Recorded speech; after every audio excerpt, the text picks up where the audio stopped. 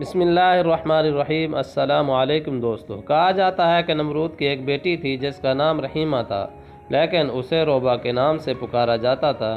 جب نمرود نے حضرت ابراہیم خلیل اللہ علیہ السلام کو آگ میں پھینکا تو اس وقت وہ لڑکی اوپر محل سے یہ منظر دیکھ رہی تھی۔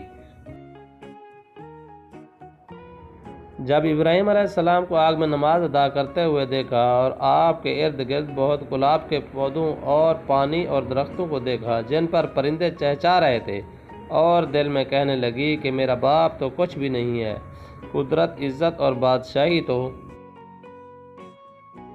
اللہ رب العالمین کی ہے جو ابراہیم کا رب ہے۔ میرا والد تو جھوٹا اور عاجز ہے، آدمی کو ہلاک کرنے پر بھی قادر نہیں۔ وہ یہ سوچتی ہوئی اکیلی ہی اپنے محل سے نکلی اور اس کے قریب آ گئی۔ اس نے باہر سے حضرت ابراہیم علیہ السلام کو پکارا، اے ابراہیم، کیا آپ کے علاوہ بھی کوئی آپ کے رب کی بارگاہ میں اجازت پا سکتا ہے؟ آپ نے فرمایا، ہاں، وہ شخص جس کا دل میرے رب کے لیے خالص ہو تو آگ میں اس کا حال بھی اس طرح ہوگا جس طرح میرا حال ہے۔ اس نے کہا کہ میں چاہتی ہوں کہ تمہارے رب کے ساتھ صلح کر لوں۔ آپ نے فرمایا، تو پھر آگ میں داخل ہو جاؤ۔ اس نے آگ میں داخل ہونا چاہا تو ڈر گئی۔ آپ نے فرمایا، ڈرو مت۔ اسی وقت آگ کو حکم ہوا کہ اے آگ، میری بندی کی حفاظت کر۔ اس کے بعد وہ آگ میں داخل ہو گئی۔ وہ جس جگہ پر پاؤں رکھتی، اللہ کے حکم سے وہاں سے آگ ٹھنڈی ہو جاتی۔ اسی طرح وہ چلتے چلتے حضرت ابراہیم علیہ السلام کے پاس پہنچ گئی اور کہنے لگی، لا الہ الا اللہ ابراہیم خلیل اللہ، میں نے یہ ارادہ کر لیا ہے کہ میں جب تک زندہ رہوں گی آپ کے دین کو نہیں چھوڑوں گی اور اپنے ظالم سرکش والد کو بھی دعوت دوں گی، ہو سکتا ہے وہ میری نصیحت مان لے۔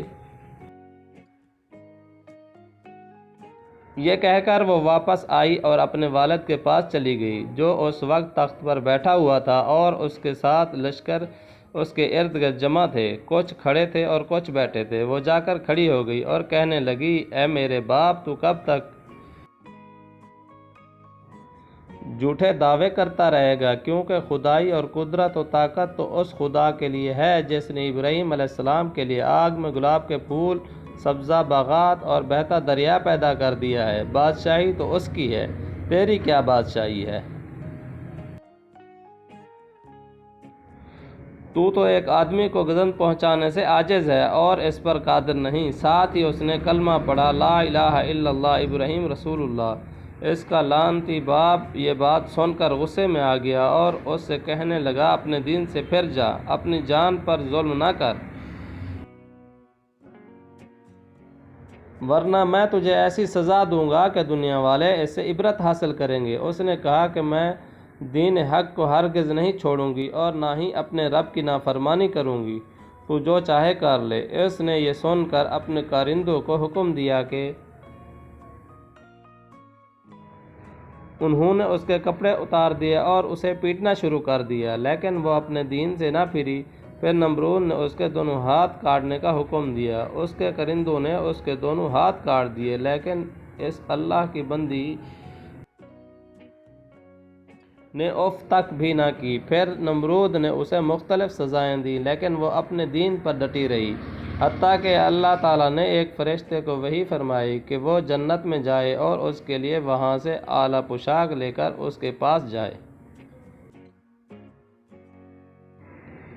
وہ فرشتہ پوشاک لے کر اس کے پاس گیا اور وہ پوشاک اس کو دی اور ساتھ میں اپنے نورانی پر اس کے بدن پر ملے تو اس کے تمام زخم اللہ کے حکم سے درست ہو گئے۔ اس نے وہ پوشاک پہن لی۔ پھر ایک تیز ہوا آئی